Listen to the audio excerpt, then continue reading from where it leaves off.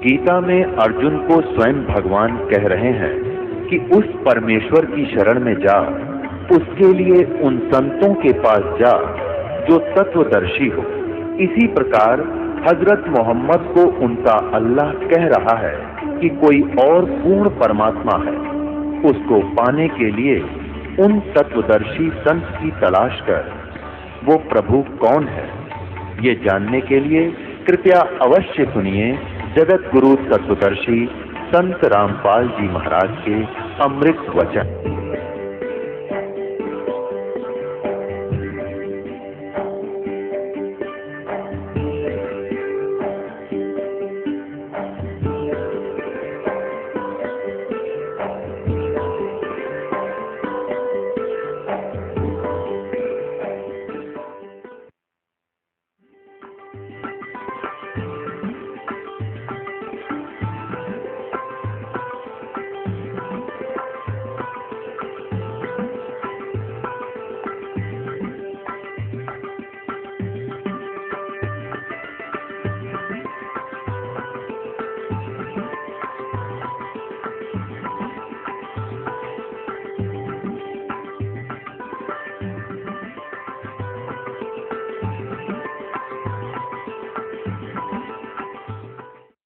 परमात्मा कहते हैं तू मेरी शरण में आर फिर लग ढंग से।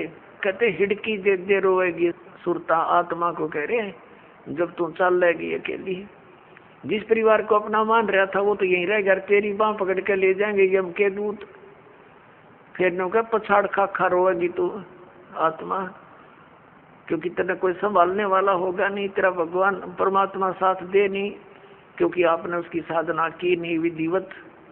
और यदि आपने सत भक्ति कर रखी है और आपका यहाँ से जाना भी तो है ही सभी ने, लेकिन मालिक आपके साथ खड़ा पाओगा जब कहेगा बेटा मेरे साथ। और यम के दूत दूर हो जाएंगे, नो एक दूर प्रति 100 कोस दूर खड़े पाओगे। तो हमने उस दिन की भी अब थोड़ी सी चिंता करनी चाहिए जब संसार छोड़ कर चलेंगे। इंसान घर से चलता है और जाने से पहले वो रात के सटे की चिंता पहले करता है कि कहाँ रुकूंगा, कोई धर्मशाला का या कोई रिश्तेदारी का कनेक्शन खोज करता है। और जब संसार छोड़कर जाता है ये कभी सोचता है नहीं अब कहाँ जाऊंगा, आगे कहाँ ठिकाना है मेरा। परमात्मा क्या कहते हैं, कबीर परमेश्वर जी ने आके बताया है।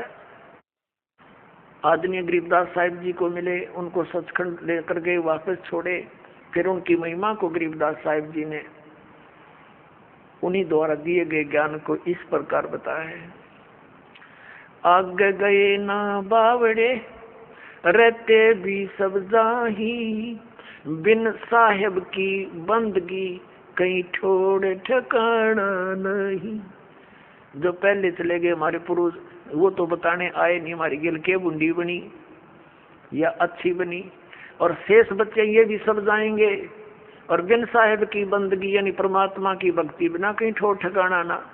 अब परमात्मा कौन है, गीता जी अध्याय नंबर 15 के श्लोक नंबर 16 और 17 में 3 पुरुष बताए, सरपुरुष और अक्षर पुरुष।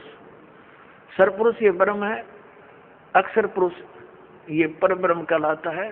सरपुरुष केवल 21 ब्रह्मांड का स्वामी है, ये ब्रह्म है, और अक्षर पुरुष 7 संघ ब्रह्मांड का मालिक है। गीता जी अध्याय नंबर 15 के श्लोक नंबर 17 में कहा कि उत्तम पुरुष है तू अन्य परमात्मा है तू उधारते है। वो इन दोनों से श्रेष्ठ परमात्मा वास्तविक भगवान तो कोई और है जिसको परमात्मा कहते हैं, और वही तीनों लोकों में प्रवेश करके सबका धारण पोषण करता है। अपने आत्मा हमने अब परमात्मा की भक्ति बिना, अब हमारा परमात्मा हमारा साहिब कौन है, कबीर साहिब है, वो परम अक्षर ब्रह्म है, उसका कभी विनाश नहीं होता। उसकी साधना करने वाले प्राणी फिर लौटकर कभी संसार में जन्म मृत्यु में नहीं आते। गीता जी अध्याय नंबर 18 के श्लोक नंबर 62 और गीता जी अध्याय नंबर 15 के श्लोक नंबर 4 में यह कंसेप्ट क्लियर है। गीता ज्ञानदाता कहता है कि उस परमेश्वर की शरण में जाओ, उसकी कृपा से तो परम शांति को और सनातन परम धाम को प्राप्त होगा। और जहाँ जाने के बाद साधक फिर कभी लौटकर वापस संसार में नहीं आते। उस परमात्मा की भक्ति करो, वो गीता ज्ञानदाता से दूसरा है, अन्य है। अब क्या बताते हैं कि बिन साहेब की बंदगी कहीं ठोर ठिकाना ना। यदि हम ब्रह्मा विष्णु महेश या ब्रह्म या परब्रह्म यानी अक्षर पुरुष की भक्ति करते हैं तो जन्म मृत्यु सदा बनी रहेगी। इनकी भी जन्म मृत्यु है और इनके अंतर्गत जितने प्राणी हैं उनकी भी, इनके साधकों की भी जन्म मृत्यु सदा बनी रहेगी। अब जैसे आप जी यहाँ खूब आराम से रह रहे हो, बच्चे हैं, पोते हैं, पोतियां हैं, या वैसे अभी बच्चे छोटे हैं, पढ़ रहे हैं, माता पिता हैं, या विवाह हुआ है तो आशाएं हैं संतान हो उसकी, उनके ऐसे परवरिश करूंगा। तो यहाँ से तो एक दिन चलो चलो होगी, कभी भी हो सकती है वो चलो। अब यहाँ से मृत्यु हुई, पुण्य पाप के आधार से, पुण्य के आधार से स्वर्ग गए। स्वर्ग का भी सीमित समय है, जैसे यहाँ का समय है। वो समय पूरा होते ही वहां से कहेगा चलो बाई फोर्स, जैसे यहाँ से जबरदस्ती मृत्यु होती वहां भी जबरदस्ती बाई फोर्स। फिर नरक में ठोक दिए जाएंगे पाप कर्मों के आधार से। जब पाप कर्म पूरे होते वहां से चलो नरक से गधा बनो, गधे की योनि पूरा होते ही समय फिर कुत्ता बनो चलो, और कुत्ता की समय पूरा होगा फिर चलो सूअर बनो, और फिर चलो मनुष्य बनो, और फिर चलो स्वर्ग में, फिर चलो नरक में। तो यहाँ परमात्मा कहते हैं आगे गई ना बावड़े और रहते भी सब जा, अर्दन साहिब की बंदगी कितने छोट ठिकाना ना, सब चलो चलो हो रही है। तो चलो चलो का नाश अब होगा, इस ज्ञान से होगा, कबीर भगवान से होगा, और इस सच्चे नाम से होगा जो दास के पास उपलब्ध है। और इसका एक बेनिफिट और होगा हमें कि हमारे इस जीवन में हमारे परिवार की आपदाएं भी टलेंगी। आपकी आयु शेष नहीं है, आपकी आयु बढ़ाएगा ये वो भगवान है जो उम्र भी बढ़ा देता है। आपके बच्चों की, आपके परिवार की रक्षा करेगा, आपके रिश्तेदारी तक भी परमात्मा आपको दुखी ना होने के कारण वहां तक भी आपके रक्षा करेगा कि मेरी आत्मा को चोट ना पहुंचे, वहां तक सुख देने की चेष्टा करेगा। ये ऐसा परम पिता है, ये कबीर भगवान है। अब प्रश्न चल रहा है, ये सौदा फिर ना ही संतो यो सौदा फिर ना ही, लोहे जैसा ताव जात है काया देश राही। तीन लोक और भवन चतुर्दश सब जग सौदे आही, और दुगने तिगने किए चौगने किन्हू मूल गवाही। ओए होए, ये मनुष्य शरीर ऐसा जानो जैसे कारीगर होते हैं। जैसे हम किसान परिवार में जन्म था दास का, घर वाले कह देते थे कि जाओ ये हल की जो थाली है इसको नुकीली बनवा के लानी है, लोहार के ले जा। लोहार के ले जाते थे, वो भट्ठी में दे देता था उसको, और एरण को घुमाता था। जब वो बिल्कुल लाल हो जाती थी थाली, कुछ जो हल में लोहे की है, डंडा सा इतना लंबा, और वो जब कति गर्म हो जाती थी तब तुरंत निकाल कर और एरण पे धर देता था और कहता था घन लगाओ, जोर जोर से मारो ना ठंडी हो जाएगी, फिर कोई फायदा नहीं। तो तुरंत यानी गर्म लोहे पर तुरंत चोट मार के उसको बिल्कुल नुकीली बनाकर और दे देता था। ऐसे ही गर्म लोहे पर चोट लगाकर ये लोहार लोग, कारीगर, जैसे ये पेचकस वगैरह वो जो भी पलटा चम्मच ये बनाते थे। तो जब गर्म है, गरम गरम पर चोट लगा दी, लोहे के साथ ताव है ये, तो वो तुरंत उसका जो बनाना चाहते वो बन जाता है। जरा सा ठंडा हो जाए तो बेशक उस पर हथौड़े मारे जाओ, उसका कोई यूज नहीं, बांगा टेढ़ा बन जाएगा। तो इसी प्रकार परमात्मा ने बताया कि ये आपका मनुष्य शरीर जब तक है ये लोहा गर्म है आपका, और इस गर्म लोहे पर चोट मार गए तो कुछ बन जाएगा नहीं। ये लोहा ठंडा हो गया, मृत्यु होगी, फिर तो बांगे टेढ़े मुंह हो जाए कुत्ते गधे सुअर के, वह वस्तु नहीं बनेगी जिसके लिए ये गर्म लोहा हो कर रखा था। तो ये जब तक ये लोहे जैसा ताव जात है और काया देश राही, ये मनुष्य जीवन आपका बर्बाद हो रहा है, इसको संभाल ले। फिर क्या बताया है कि तीन लोक और भवन चतुर्दश ये सब जग सौदे आही, और दुगने तिगने किए चौगने किन्हू मूल गवाही। पुण्यात्माओं, जैसे कोई बिजनेसमैन 10-5 लाख रुपए लेकर के दूसरे शहर में जाता है, वो उस मूल धन है उसका वो 5 लाख रुपए, वहां जाकर किसी धर्मशाला में या होटल में कोई कमरा किराए पर लेता है।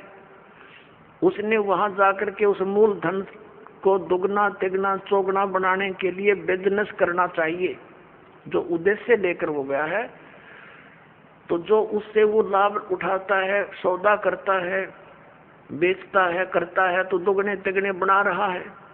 और यदि कोई उस मूल धन को, उस मूल धन से ही गुटी लगा रहा, शराब पीता है, किराए होटल का किराया भी दे रहा है, गुटी लावर खावे, अच्छा मालस हो जावे, तो वो अपने मूल का नाश कर रहा है, मूल धन को बर्बाद कर रहा है।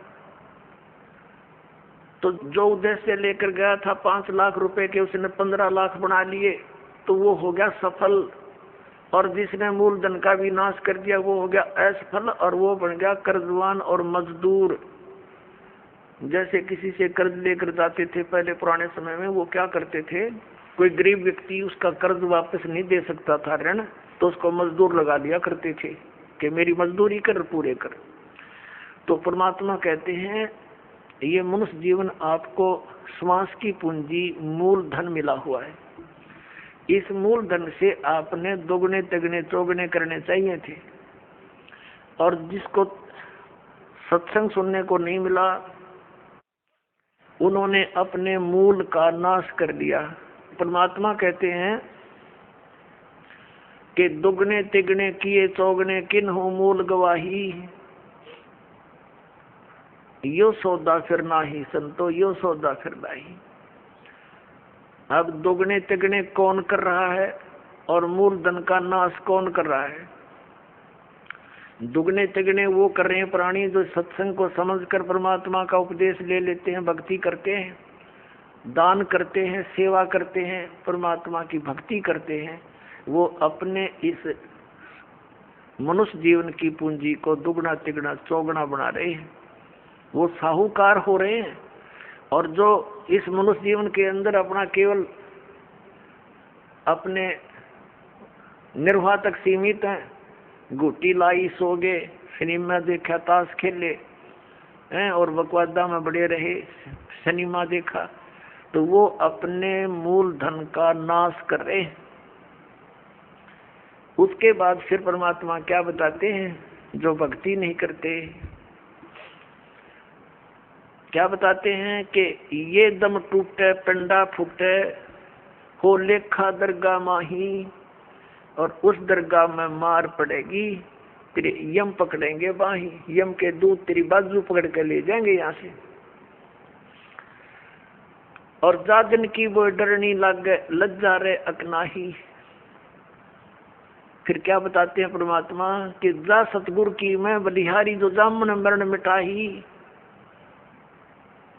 अब गरीबदास साहिब जी कहते हैं कि उस सतगुरु के ऊपर मैं बलिहारी जाऊं, जो जन्म और मरण के इस महान कष्ट से छुटकारा दिलवा दे। तो पुण्यात्मा, जन्म और मरण के रोग से छुटकारा कौन दिला सकता है? कबीर परमात्मा।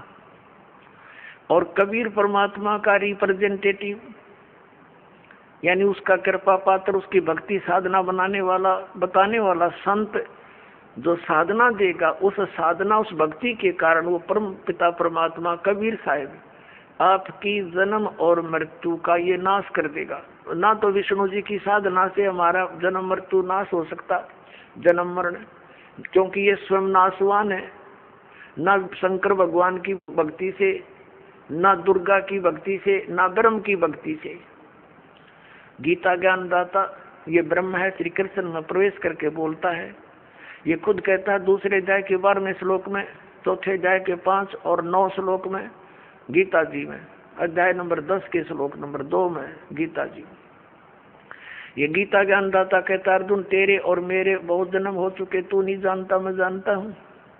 तो इसकी भक्ति करने वाला जन्म मरण से कैसे छूट सकता है? ये खुद जन्म मरण में गीता जी अध्याय नंबर 15 के श्लोक नंबर 16 और 17 में स्पष्ट किया है कि 2 पुरुष हैं, सर पुरुष और अक्षर पुरुष। अक्षर पुरुष ये 7 संघ ब्रह्मांड का स्वामी है, और परम अक्षर पुरुष जो 17वें श्लोक में कहा 15वें अध्याय के उत्तम पुरुष है तो अन्य, और 8वें अध्याय के 3रे श्लोक में कहा कि वो परम अक्षर ब्रह्म है, गीता ज्ञानदाता कहता है। तो उसकी भक्ति से जन्म और मरण का रोग नाश होगा। वो असंख्य ब्रह्मांड का स्वामी है, सबका मालिक है। वो सरपुरुष पर भी प्रभु है और अक्षर पुरुष पर भी वही मालिक है, और अनंत उसके अतिरिक्त जितने भी ब्रह्मांड हैं सबका वो ओवरऑल कंट्रोलर है। तो वो अविनाशी है। तो अविनाशी की भक्ति करने से ये अविनाशी हो सकते हैं, क्योंकि उसके लोक में जाएंगे, जिसकी भक्ति करेंगे उसी को प्राप्त होंगे। तो वहां जाकर के जन्म मरण मिटेगा।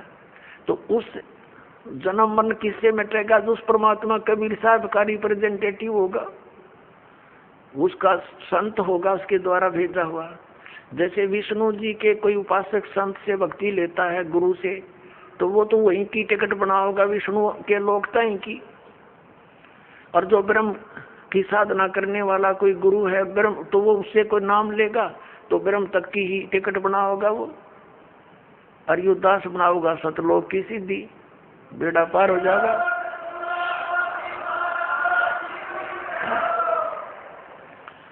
अब फिर क्या बात याद दिलाते परमात्मा? जा सतगुरु की मैं बलिहारी, जो जामन मरण मिटाही। यदि सत भक्ति ना की तो फिर क्या होगा कि बांध पिंजड़ी आगे धर लिया, कुल के लोग जंगल में ले जाके दिन ना ठोक जराई। बांध पिंजड़ी आगे धर लिया, फिर मरगट को ले जाही। और मात पिता तेरा कुटुंब कबीला मसलत एक ठहराई। एक सलाह बन गई सबकी के मर गया भाई, उठाओ उठाओ उठाओ जल्दी करो, कोई लकड़ी ढूंढ लग जाएगा और कोई उसने उठाकर पटदे जा धरेंगे शमशान घाट पे। कहते हैं मात पिता तेरा कुटुंब कबीला मसलत एक ठहराई, और बांध पिंजड़ी आगे धर दिया मरगट को ले जाई। अग्नि लगा दिया जद लंबा फूक दिया उस ठाई। अब कर दिया काम, वो शरीर नाश तो करना ही था ना, तो उसमें कीड़े चल जा। ये तो ऐसा शरीर है। इस मिट्टी से हमने सोना बनाना था भक्ति करके, और केवल ये पशु पक्षियों जैसे कर्म किए इस मनुष्य शरीर से हमने नाश कर दिया इस भक्ति का, इस मूलधन का।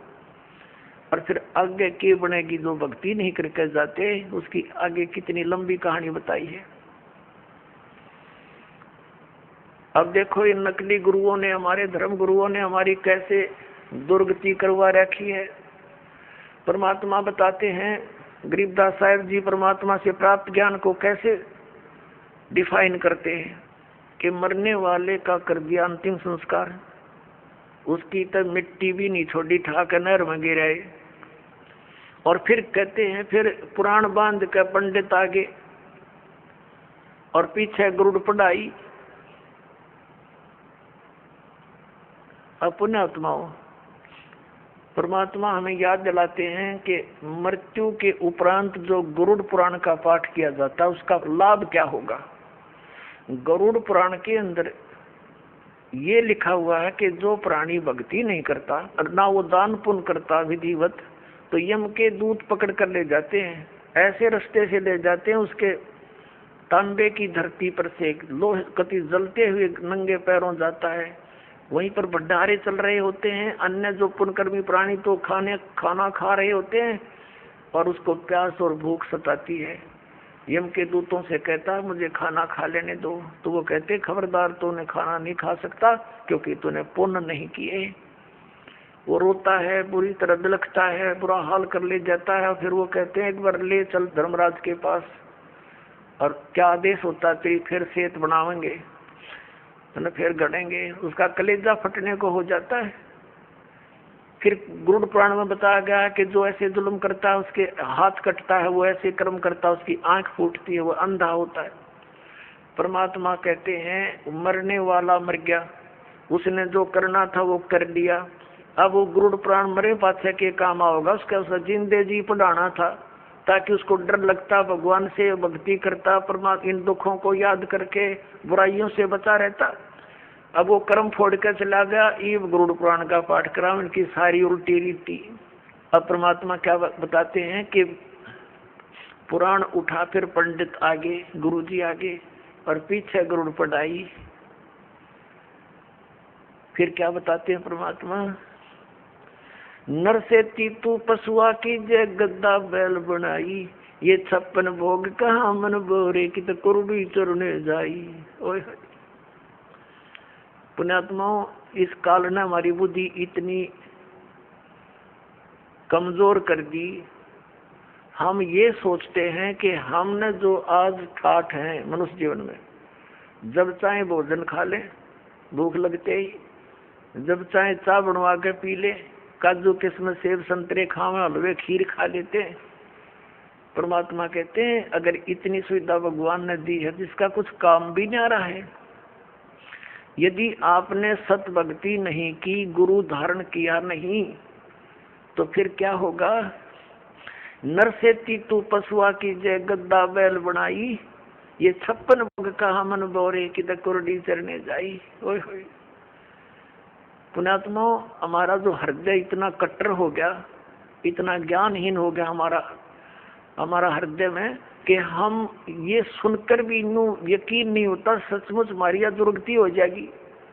और यह सबसे बड़ी भूल जीव का लगी हुई है। ठीक है, स्वयं बुद्धि काम ना करती तो संतों के वचन सुनने चाहिए।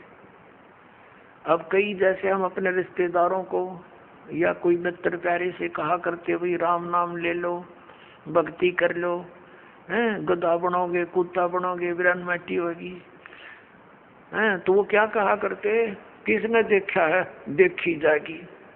ले कोई बात हुई है?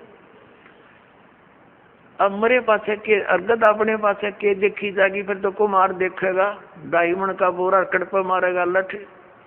देखना थी देख, बुराई छोड़ भक्ति कर भगवान की। देखो कोई अंधा जा रहा है किसी कुमार्ग पर, गलत रास्ते पर, आगे से कोई आंखों वाला आ गया और उसको कह रहा कि सूरदास ये तेरा रास्ता ठीक नहीं, बहुत भयंकर बियाबान में चला जाएगा, तुझे खा जाएंगे हिंसक जानवर।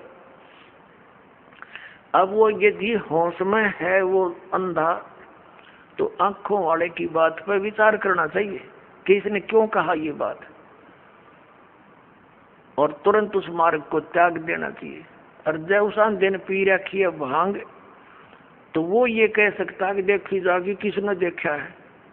अरे आंखों वाला बता रहा है कि उसने देखा तभी तो वो तुझे सतर्क कर रहा है, और तेरा दुश्मन थोड़ा ही है। अंधे ने दिखा नहीं, आँखें की माना नहीं, तो मर कुएं में पड़ गए। तो ये संत महात्मा जिन्होंने भगवान को देखा और वहाँ का सब विधान से परिचित होकर आए, हमें ज्ञान दिया कि ये जो क्रियाएं तुम कर रहे हो ये तुम गलत रास्ते जा रहे हो, इनको त्याग दो। अब ये संत महात्मा जो थे ये आंखों वाले थे, ये तत्व ज्ञान युक्त आंखें रखते थे, और हम अंधे हैं, तत्व ज्ञानहीन प्राणी हैं, और हम आंखों वालों की नहीं मानेंगे। हमने दिखता ना, और जिन्होंने दिखा उन्होंने बताया उनकी हम मानते ना, तो फिर वही बनेगी जो उस अंधे गेल बननी थी पड़बाड़ में। तो क्या बताते हैं, सुखदेव ने 84 भुगती बना पजावे खरवो, तेरी क्या बुनियाद प्राणी तू पेंडा पंथ पकड़वो। परमात्मा के ज्ञान से हमें पता चलता है कि एक सुखदेव नाम के ऋषि थे, और वो अपनी सिद्धि के कारण आकाश में उड़ जाते थे, लेकिन गुरु धारण नहीं कर रखा था, न सत भक्ति कर रहे थे। पिछले जन्म के पुण्य कर्मों से, भक्ति शक्ति से उसकी बैटरी चार्ज थी, हवा में उड़ जाने की सिद्धि भी थी। एक दिन साधु संत महात्माओं की गोष्ठी हो रही थी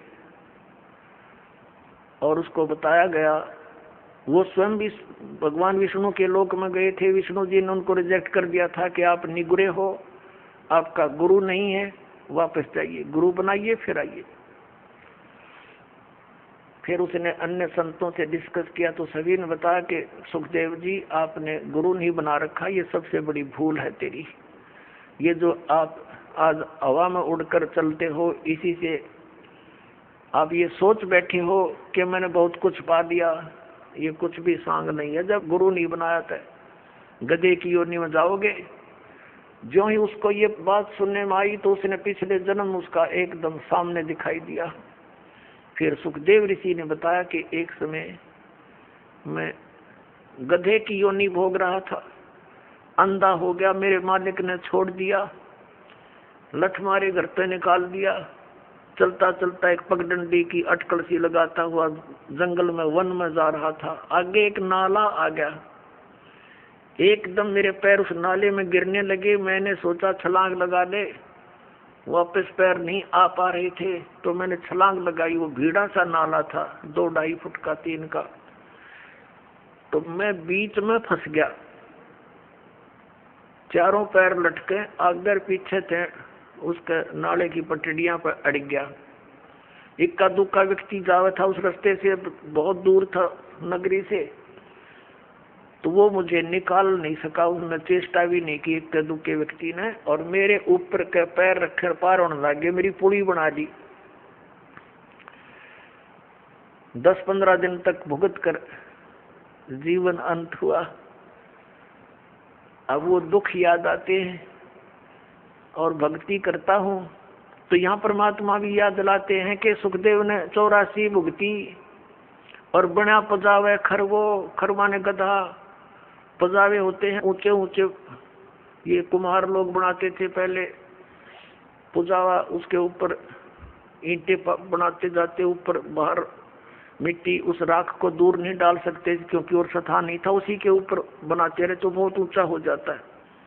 तो परमात्मा कहते हैं सुखदेव ने 84 भुगती, बना पजावे खरवो, और तेरी क्या बुनियाद प्राणी, तो पेंडा पंथ पकड़वो, तेरी क्या औकात है बोली आत्मा, तो ये रास्ता पकड़ जो मोक्ष मार्ग है, इस मनुष्य जीवन को नष्ट ना करे। अब यहाँ आदरणीय गरीबदास साहिब जी बता रहे हैं, परमात्मा कबीर जी की तरफ संकेत कर रहे हैं। नर से ती तू पशुआ की जय गद्दा बैल बनाई, ये 56 भोग कहा मन बोरे, कहीं कुरडी तरने जाई। पुणात्माओं, इन सत्संग के वचनों से ये अज्ञान का जामा बैठ गया हमारे हृदय में। इन परमात्मा के इन हथौड़ों से, इस तत्व ज्ञान से ये फूट जाएगा, और फिर सपने में भी डर लगेगा आपको जब आपके ये पाप कर्म को छट जाएंगे। सत्संग के सुनने तक पाप गणे बढ़ गए, इसलिए हमारा यकीन ना होता जो संत बताती है साची होगी, क्योंकि संत साची ही कहा करते हैं। अब आज हम कितना सुंदर आहार करते हैं, और एक छोटे से काम बिना, परमात्मा के नाम बिना, काम करते करते भक्ति करो, चलते फिरते भक्ति करो, ये विधान है। हठ योग कहीं नहीं लिखा किसी सदग्रंथ में। ये हठ योग करते हैं सुबह शाम 2.5 घंटे, ये अपना कर्म बिगाड़ रहे हैं। किसी भी सदग्रंथ में हठ योग करने का विधि नहीं है। अपना काम भी करो और राम भी भजो। नाम उठत नाम बैठत नाम सोत जागवे, नाम खाते नाम पीते नाम सेती लागवे।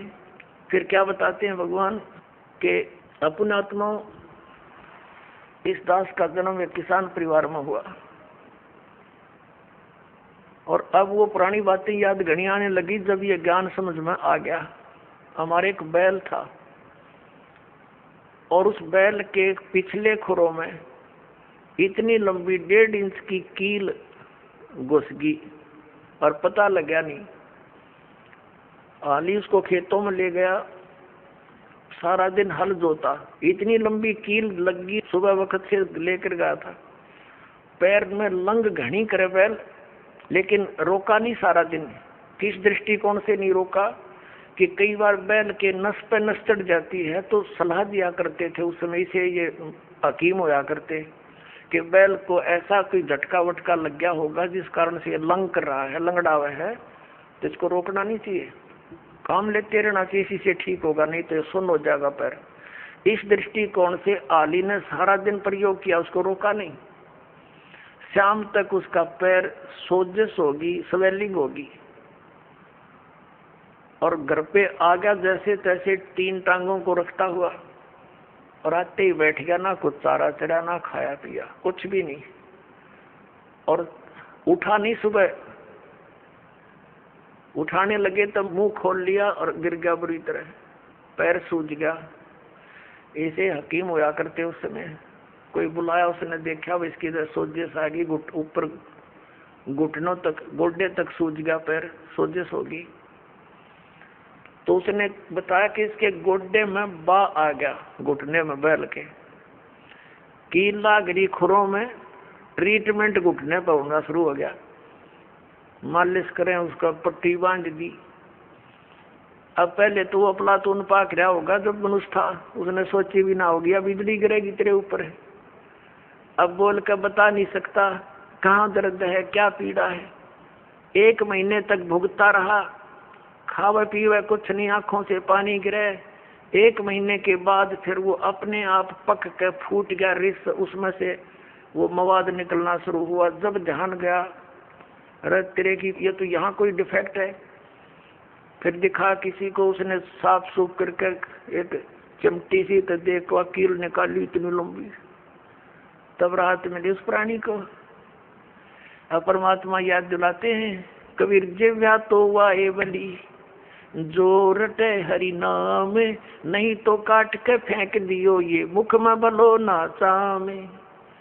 परमात्मा कहते हैं जीव तो वाहे बली जो भगवान का नाम से मन जाप करे, उसका गुणगान करे, नहीं तो इस चाम की कोई आवश्यकता नहीं, इस मुंह में इसने काट के फेंक दो। इस तो पुण्यात्मा सत साधना ना करने तो या जुबान छीन ली जाएगी हमारी, हम बोल के बता नहीं सकते। अब वो बातें दास का याद आने लगी जब परमात्मा का युग ज्ञान समझ में आया, ये आंखें खुल गई, रात की नींद गई, दिन की चैन समाप्त हो गया था। जब तक ये साधना नहीं मिली और मिलने के बाद फिर सिर दर की बाजी ला दी, समझा है तो सिर दर पाऊं बहुर नहीं रहे सादा। परमात्मा ने कहा है कि ये संसार समझदा ना ही कहंदा श्याम दोपहरे नू, और गरीबदास ये वक्त जाता रोगे इस पैरे नू। इस समय ने याद करके रोया करोगे कि भगवान मनुष्य जीवन में जब भक्ति कर लेते, कुत्ते बन के ऊपर न मुँह कर होते, उनको कभी कभी प्रेरणा होती है। अके बूंदी बन गई हमारे साथ, रात्रि में सर्दी के समय ऊपर से वर्षा हो रही है, और वो एसी रूम में रहने वाला आज धूम लगवा के और गली में विराजमान है, एक भक्ति ना करने से। और फिर जो करे ऊपर न मुकर को देखे बूंदी बनी, उसको की आत्मा तो वही है जो मनुष्य शरीर में थी, सारी महसूस करते हैं वो। तो यहाँ परमात्मा कहते हैं अच्छे दिन पाछे गए गुरु से किया ना हेत, अब पछतावा के करे मेरा चिड़िया चुगी खेत। यानी मनुष्य जीवन रहते ये ज्ञान याद आ जाता है, पता लग जाता है तो कुछ भी ना बिगड़ा। और वह बिरान माटी हुए पाछे फिर रोए जाओ ऊपर न मुँह करके। गरीबदास ये वक्त जात है, मनुष्य जीवन का समय जाता, रोगे इस पैरे लूं, इस समय न रोया करोगे जब सत भक्ति नहीं करी। और भक्ति कर रहे हो नकलियों के पास, वो भी रोएंगे क्योंकि वो यूजलेस है, कोई मंत्र नहीं, कोई साधना नहीं, कोई ज्ञान नहीं उनका। तो वो अभी बात बिगड़ रही है। पुण्यात्मा काल ने घना जुल्म करवा रखा है आपके साथ। परमात्मा की चाह आत्मा को बहुत युगों से जब से परमात्मा से बिछड़ी है, लेकिन काल ने अपने ये दूत छोड़ रखे हैं कि ये मिसगाइड रखे, परमात्मा तक ना जाने दे, और ही कई साधनाओं में उलझाए रखे। ये तो दयालु आते हैं, अपनी समर्थता से हमें इस मार्ग को याद दिलाते हैं और इस पर दृढ़ करते हैं। ना काल इस पर होने ना दे, 100 मन में खरपतवार पैदा कर देता जब सत्ज्ञान सुनता है, और जब अज्ञान सुना करते नो आराम से बैठे रहा करते। जो भी कोई कहता सारी साची, और सत शुरू होती है तो ये झूठी लगती है, क्योंकि हमने अज्ञान गणा सुन रखे। अब साधना करते हैं तो गलत करते हैं। क्या बताते हैं परमात्मा, प्रेत शिला पैदा विराजे पितरों पिंड भराई, बोल श्राद्ध खान को आए ये काग भये कल माही।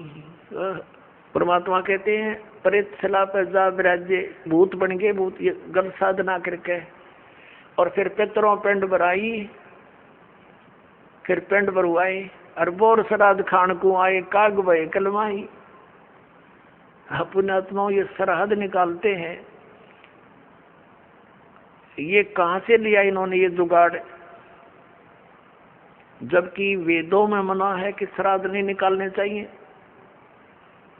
ये भूत पूजाएं हैं, भूत पूजोगे तो भूत बनोगे। गीता जी अध्याय नंबर 9 के श्लोक नंबर 25 में कहा कि भूत पूजने वाले भूतों को प्राप्त होंगे, पितरों की पूजा करने वाले पितर बन जाएंगे, देवताओं की पूजा करने वाले देवताओं के पास जाकर उनके नौकर लगेंगे। और मेरी पूजा करोगे मुझे प्राप्त होगे। तो गीता जी में तो मना किया कि पितृ पूजा, भूत पूजा, ये 13वीं करनी, अस्थि उठानी, गति कराने के लिए गंगा में डाल कानी, ये सारी शास्त्र विरुद्ध साधना है, वेद विरुद्ध साधनाएं है, ये नहीं करनी चाहिए। अरे हमारे धर्म गुरु इन नवगाटा जड़वारे हमारा कि श्राद्ध निकालो, 13वीं करो, अपना आत्मा। परमात्मा कहा करते, रे भोड़ी सी दुनिया सत्य गुरु बिन कैसे सरिया, रे भोड़ी सी दुनिया सत्य गुरु बिन कैसे सरिया। अपने लला के बाल उतरवावे देख के चीना लग जइया। एक बुढ़िया लेकर जागी अपने पोते या पोती ने, कहाँ गुड़गांव में आड़ी पे अपने इष्ट धाम पर ले जाते हैं जहाँ पर भी, और वहाँ नाई बैठा होता है। और अज्ञानी धर्म गुरुओं ने हमारे को ये सलाह दे रखी है कि पहले बाल बच्चे के अपने माता के ऊपर उतरवाने चाहिए इष्ट धाम पे। अब वह बुढ़िया जाती है पोता पोती ने लेकर साथ में पुत्र वधू, और वहाँ नाई बैठा होता है। उसको जा करके वह बुढ़िया कहती है कि रे नाई के भाई मेरे पोते के बाल काट दे। अब बाहर अगर 5 रुपया में काटता होगा ना नाई, उस इष्ट दाम पर 10 रुपये लेगा डबल। अब पता इसने मेरे बिना को काटनी है नहीं, इसके डबल तो लेगा। और फिर बुढ़िया न्यू कहेगी भाई काट दे जल्दी सी मोटे मोटे, और न्यू कहेगी अरे भाई नाई के ध्यान रखिए मेरे पोते का कच्चा सिर है, कदे इसका कैंची ना लाग जा, धीरे धीरे देख, धीरे धीरे भाई। अब परमात्मा कहते हैं अपने लला के बाल उतरवावे, और इतनी चिंता कि कदे कैंची ना लग जाइया, और एक बकरी का बच्चा लेके उसका गला कटैया। रे भोड़ी सी दुनिया, वो भी तो किसी का बच्चा था जो तू बलि चढ़ाने जा रही है, और अपने बच्चे का इतना दर्द कैंची भी ना छू जा। परमात्मा कहा करते जैसा दर्द अपना हो ऐसा जान बिरान है। अब फिर वो बाल लेकर बुढ़िया क्या करेगी, उसमें मंदिर में चढ़ावेगी भगवान की मूर्ति पे, और वो पूरा पुजारी बैठा होता है, वो उसी से में उठा के उनने और एक थैले में डाल देगा बोरी में। और जब वह बोरी भर जाएगी श्याम ने, उसने उठा के कुरडिया पे फेंका होगा, और कौन सा बैंक में जमा करा होगा उसने बाहर फेंकने उठा के न। तो परमात्मा कहते तुम यही कटाओ, इन्हें यही फेंक दो, इसका कोई यूज नहीं, मूर्ख बना रखा तुम्हारे, धंधा खोल रहे हैं लोग। अपने लला के बाल उतरवावे देख कैंची ना लग जइया। एक बकरी का बच्चा लेके उसका गला कटैया। रे भोड़ी सी दुनिया सत्य गुरु बिन कैसे सरिया। रे भोड़ी सी दुनिया सत्य गुरु बिन कैसे सरिया। कच्चा पक्का भोजन बनावे फिर माता धोकने गैया। कच्चा पक्का भोजन बना के फिर माता धोकने गैया। उस माता ऊपर कुत्ता मुते, वो क्यों ना मर गैया। रे भोड़ी सी दुनिया गुरु बिन कैसे सरिया। रे भोड़ी सी दुनिया गुरु बिन कैसे सरिया। अब हमारी दादी जी माता दुखवाया करती हमारे थे,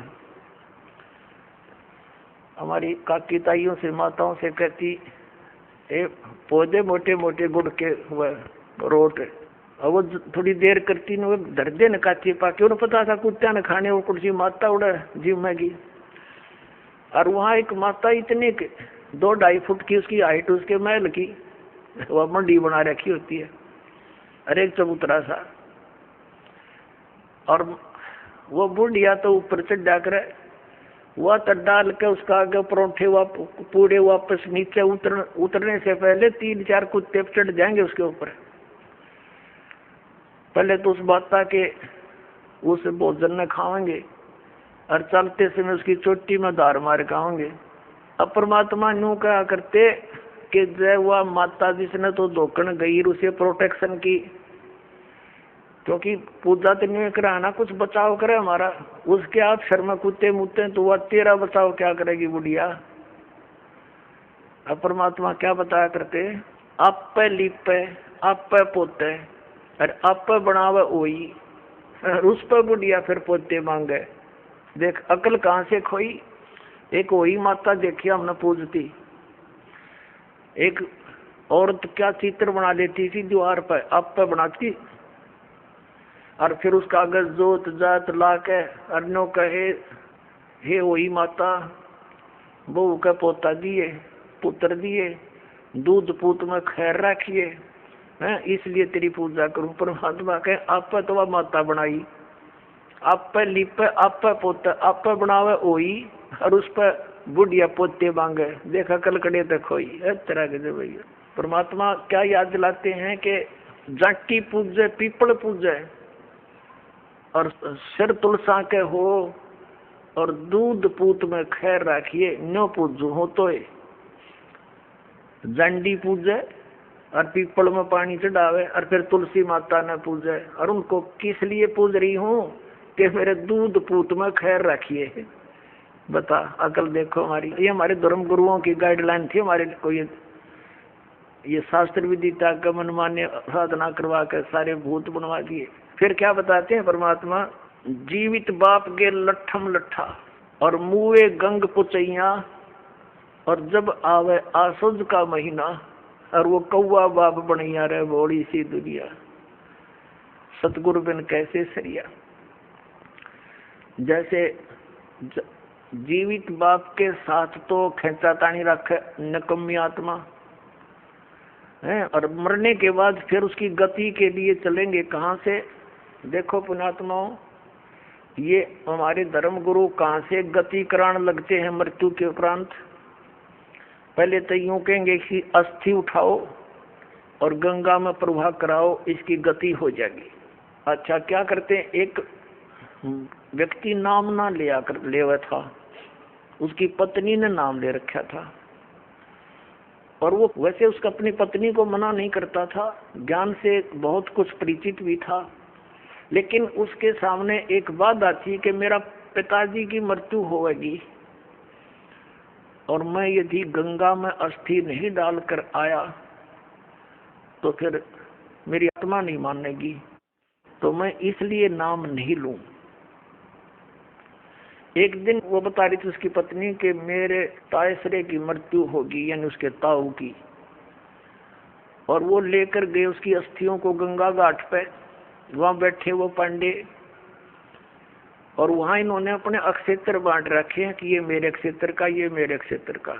जाते ही पूछ लेते कहाँ से आए जी, वो बता दिया जी ऐसे ऐसे सोनीपत से आए। अच्छा अच्छा आज तुम हमारे हो, वो पकड़ ले गए।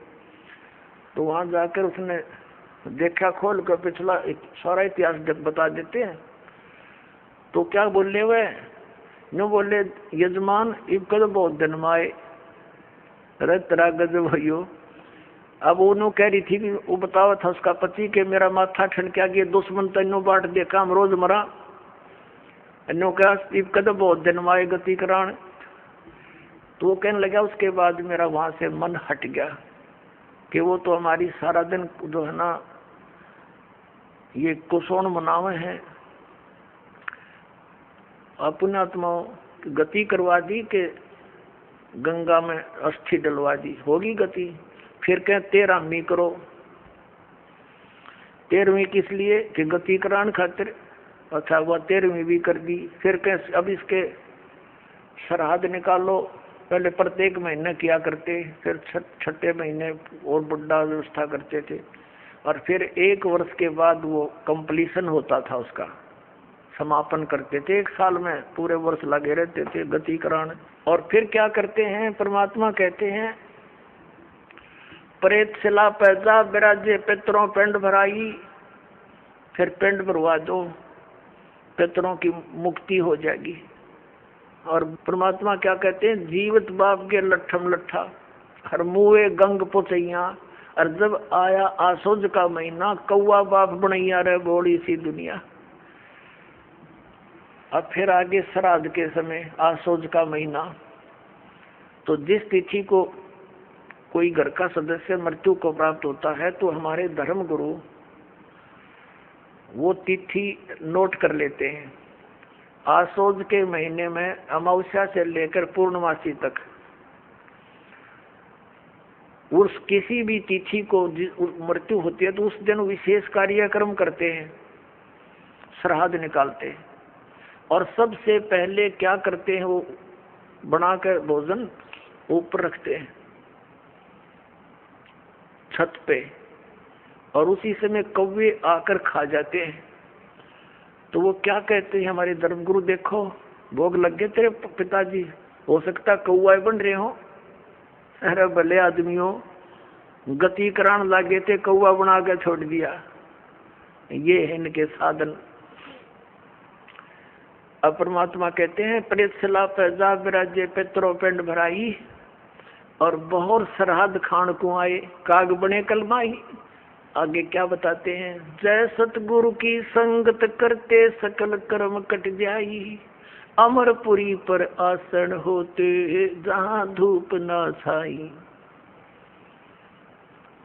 अब क्या बताते हैं, जय सतगुरु की संगत करते, सतगुरु मिल जाते तो ये सारे कर्मों तो पीछा छूट जाता, ना श्राद्ध निकालने, ना भूत बनना, ना कौवे और पशु की योनियों में जाना। और फिर क्या होता, अमरपुरी पर, अमरपुरी जिस स्थान का कभी नाश ना हो, सतलोक सनातन परम धाम की प्राप्ति हो जा, जब सतगुरु मिल जा तो, और ये झंझट मिट जा सारे। और ये हमारे गुरुजी धर्म गुरु ने कहा श्राद्ध तो अवश्य निकालना चाहिए। इन्हें तो हमारे कर्म बिगड़वाने का ठेका ले रखा था। पुण्यात्माओं, पवित्र हिंदू धर्म के जो सदग्रंथ हैं, पवित्र चारों वेद और पवित्र श्रीमद् भगवद गीता, और पांचवा वेद जो परमात्मा कबीर जी की वाणी जो उनके मुख कमल से बोला गया, उसमें कंप्लीट ज्ञान है, सभी सदग्रंथों का सारांश है। वो तो इनके हाथ नहीं लगा, क्योंकि संस्कृत के ज्ञाताओं ने वो तो रिजेक्ट कर रखा था। कबीर साहब की वाणी तो एक अशिक्षित की वाणी है, इस करके वो हमारे तक नहीं आने दिया।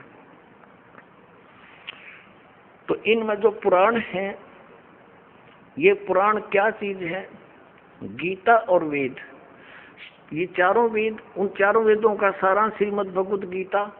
लेकिन श्रीमद् भगवद गीता में कुछ अटकल युद्ध कराने के लिए इस काल भगवान ने लगाई है, वो अलग से दिखाई देती है।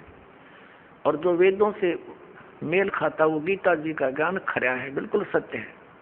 तो हमने, क्योंकि वो वेद ज्ञान गॉड गिवन है, परमात्मा का दिया हुआ है, तो हमने परमात्मा के आदेश का पालन करना है।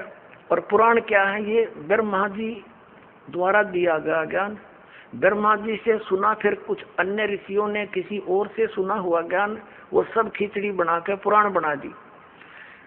अब वेदों में इन श्राद्ध आदि कर्म कांड का निषेध है, और गीता जी में निषेध 9वें अध्याय के 25वें श्लोक में स्पष्ट किया है, भूत पूजने वाले भूत बनेंगे। ये देखिएगा, श्रीमद् भगवद गीता, गीता प्रेस गोरखपुर से प्रकाशित है, जयदयाल गोविंद का इसके अनुवादक है।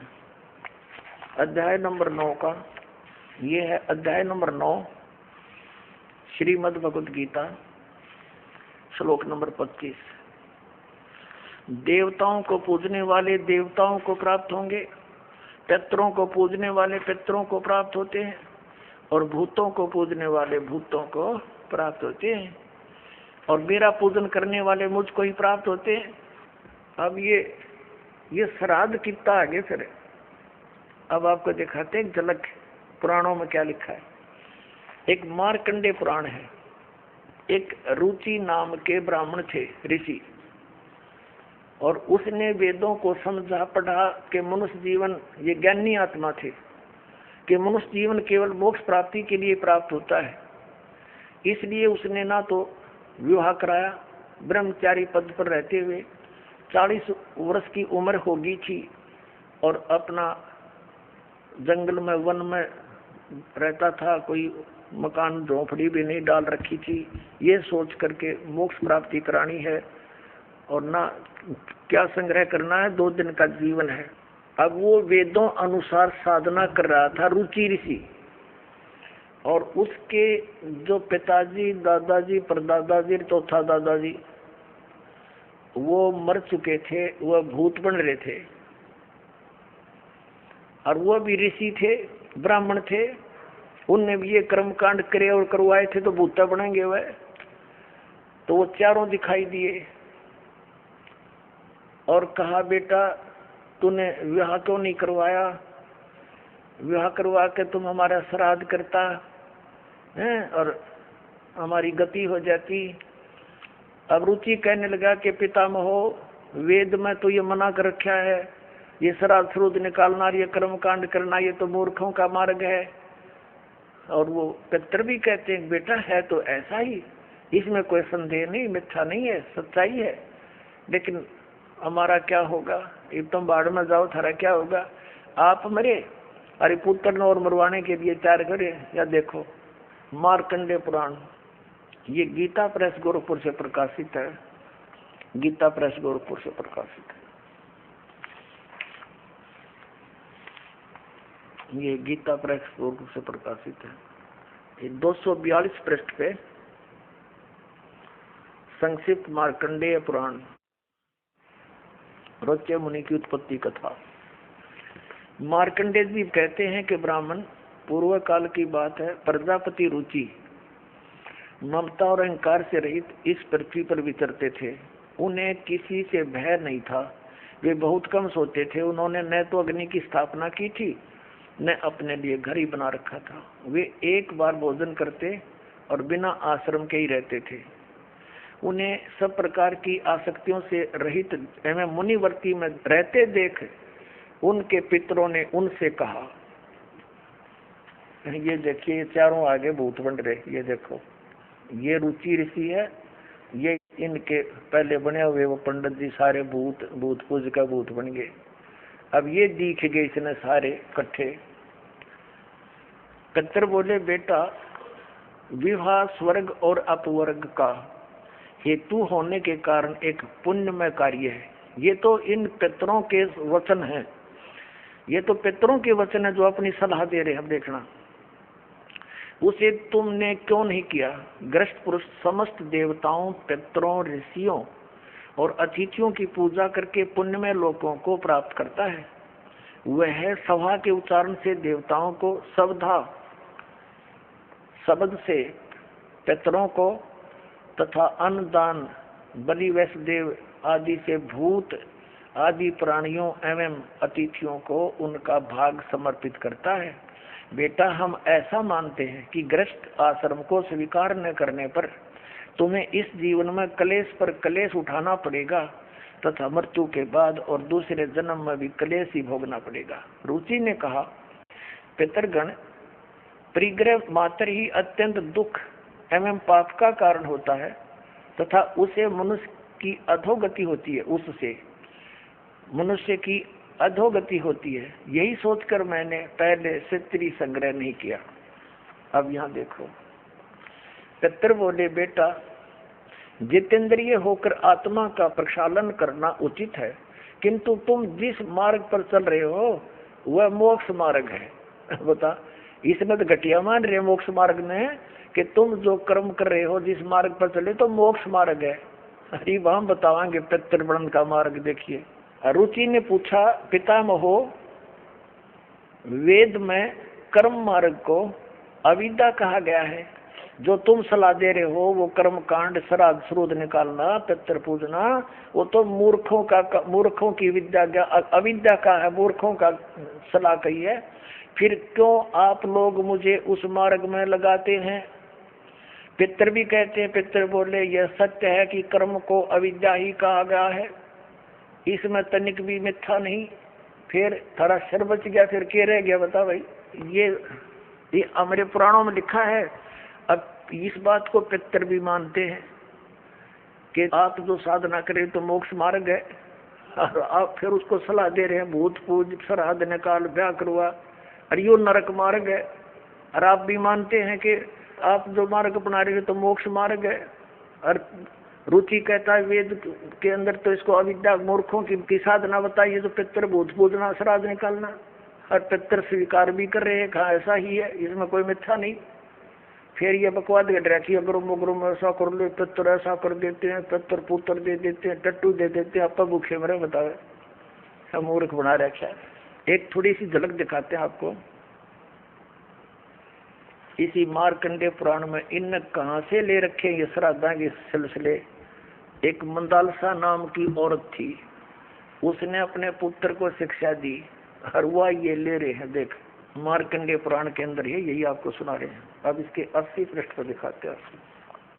ये 81 पृष्ठ से थोड़ा सा लेंगे। मंदालसा बोली महाराज, ये मंदालसा ज्ञान देती बिहारी है। ये 82 पृष्ठ पे संक्षिप्त मार्कंडेय पुराण यहाँ देखिए।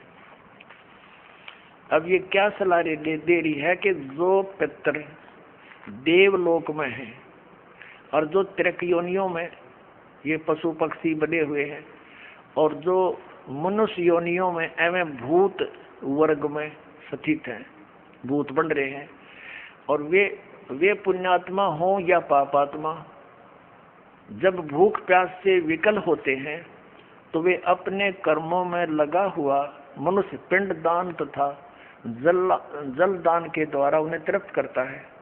इसी तरह वह देवताओं और अतिथियों को भी संतुष्ट रखता है। देवता, मनुष्य, पितर, भूत, प्रेत, गुहक, पक्षी, कृमि और कीट आदि भी मनुष्यों से ही जीविका चलाते हैं। अब ये क्या बता रही है कि चाहे तो वो जो पितर देवलोक में है, जो त्रिक योनियों में पड़े हैं, और जो मनुष्य योनियों में यानी भूतादि पितर पैतर बन रहे हैं, वे पुण्यात्मा हो या पापात्मा, सब भूखे प्यासे मरते रहते हैं। तो वो टट्टू देवलोक में हुए, भूखे मरते प्यासे मरे। अब क्या बताते हैं आगे, ये देखिएगा यहाँ क्या बताया है 92वें पृष्ठ पर, संक्षिप्त मार्कंडेय पुराण 92वें पृष्ठ पे। इनमें से जो नरक में निवास करते हैं, जो पशु पक्षी की योनियों में पड़े हैं, तथा जो भूत प्रेत आदि के रूप में स्थित हैं, उन सब को विधि पूर्वक श्राद्ध करने वाला यजमान तृप्त करता है। कैसे करता सुनो। मनुष्य पृथ्वी पर जो अन्न बिखेरते हैं, उनसे पिशाच योनि में पड़े पितरों की तृप्ति होती है, जो जमीन पर दाने डाल देते हैं। बेटा, स्नान के वस्त्र से जो जल पृथ्वी पर टपकता है, उससे वृक्ष योनि में पड़े हुए पितर तृप्त होते हैं। जो रूख वृक्ष बन गए, उन नन्हों का ना का जो वस्त्र ने छोड़ दिए ना, वो वृक्ष योनि में पड़े हुए तृप्त हो जाएंगे। अरे भले आदमियों। एक बार क्या था, परमात्मा कबीर जी काशी में गंगा घाट पर चले गए। गंगा का एक घाट बना हुआ है, वहां पर ये ब्राह्मण लोग सूर्य को यानी ऐसे सूर्य की तरफ मुंह करके गंगा से जल उठावें और वहीं डाल दें। कबीर साहब बढ़कर उसमें गंगा में घुटनों पानी में और ऐसे नौकरन लगे गंगा के जल को पटरी पर फेंक रहे पूरी स्पीड तक। अब वो सारे पंडित जी अपना काम छोड़कर कबीर साहब की ओर देखने लगे। कहने लगे, वो कबीर ये क्या कर रहा तू? कबीर जी बोले, आप क्या कर रहे हो? मैंने ना पूछा, तुम क्यों पूछ रहे हो मेरे से? पहले आप बताओ आप क्या कर रहे हो? कि हम अपने पितरों को स्वर्ग में जल भेज रहे हैं। ये हम यहाँ जल डाल रहे हैं ना, ऐसे मंत्र बोलकर, ऐसे सूर्य की तरफ मुँह करके, ये वहाँ स्वर्ग में हमारे भूखे प्यासे पितरों को जल प्राप्त होगा। परमात्मा बोला, मैंने एक बगीची लगा रखी अपनी झोपड़ी के आगे, और मैं उस बगीची को सींच रहा हूँ। फिर मंड के खड़े होकर तो वो कहने लगे, रे भोले आदमी, इतनी दूर कैसे जाएगा जल? ये तो यहीं पड़ा है। वो तेरी झोपड़ी के आगे बगीची जो छोटी सी लगा रखी, वो कैसे सिंचाई होगी इससे? कि 1 लाखों किलोमीटर दूर, मील दूर तुम्हारे पितरों को स्वर्ग में ये पानी मिल सकता है, तो ये 2 किलोमीटर पर क्या दिक्कत आएगी इसको? तो उनकी चौंध टूट गई। पंडित जिया ने फिर अपना गलती स्वीकार की, मालिक की शरण ग्रहण करी।